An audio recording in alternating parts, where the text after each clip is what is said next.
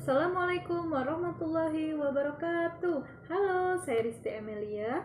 Dalam video ini saya akan menjelaskan tentang hubungan timbal balik antara filsafat ilmu dan ilmu pendidikan secara sistematis.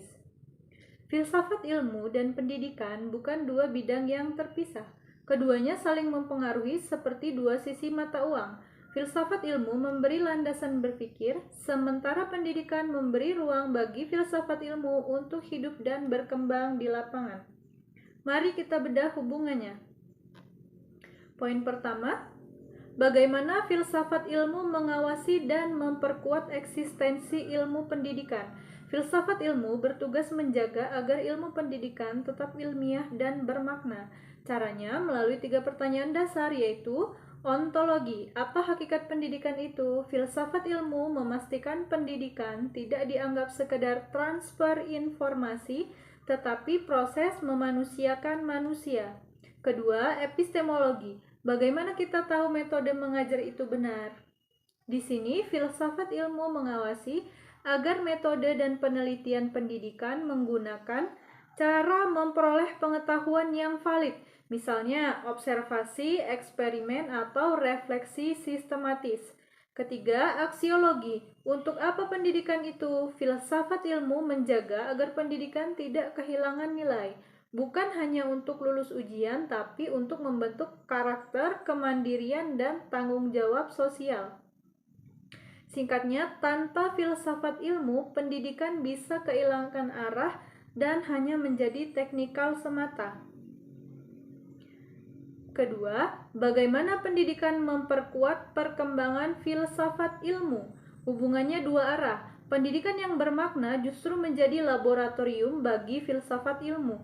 Saat guru mencoba metode discovery learning, saat siswa berdiskusi dan mempertanyakan kebenaran, disitulah lahir persoalan filsafat baru. Misalnya, apakah pengetahuan itu ditentukan untuk dikonstruksi siswa? Jadi, pendidikan memberi data, pengalaman, dan persoalan nyata. Sehingga filsafat ilmu tidak berhenti di ranah abstrak, tapi terus berkembang relevan dengan zaman. Ketiga, mengapa filsafat ilmu disebut pisau analisis pendidikan? Karena 3 cabangnya dipakai untuk membedah masalah, yaitu ontologi membedah apa hakikat siswa, apakah gelas kosong atau subjek aktif. Epistemologi membedah bagaimana cara terbaik siswa memperoleh pengetahuan lewat ceramah, proyek, atau observasi. Aksiologi membedah nilai apa yang mau kita tanamkan, nilai ujian atau kejujuran dan kerjasama. Dengan pisau ini, guru dan pembuat kebijakan tidak asal mengambil keputusan. Setiap kebijakan diuji apa hakikatnya, bagaimana caranya, dan untuk apa nilainya. Keempat, contoh konkret penerapannya. Dalam kurikulum Merdeka, menekankan proyek penguatan profil pelajar Pancasila itu lahir dari pemikiran aksiologis, yakni pendidikan harus membentuk karakter. Kedua, dalam kebijakan Merdeka, belajar didasarkan pada pandangan ontologis bahwa siswa adalah subjek aktif, maka guru diberi ruang untuk berinovasi. Ketiga, dalam proses pembelajaran, saat guru memakai konstruktivisme Piaget dan Brunner, ia menerapkan pandangan epistemologi bahwa pengetahuan dibangun siswa sendiri lewat pengalaman.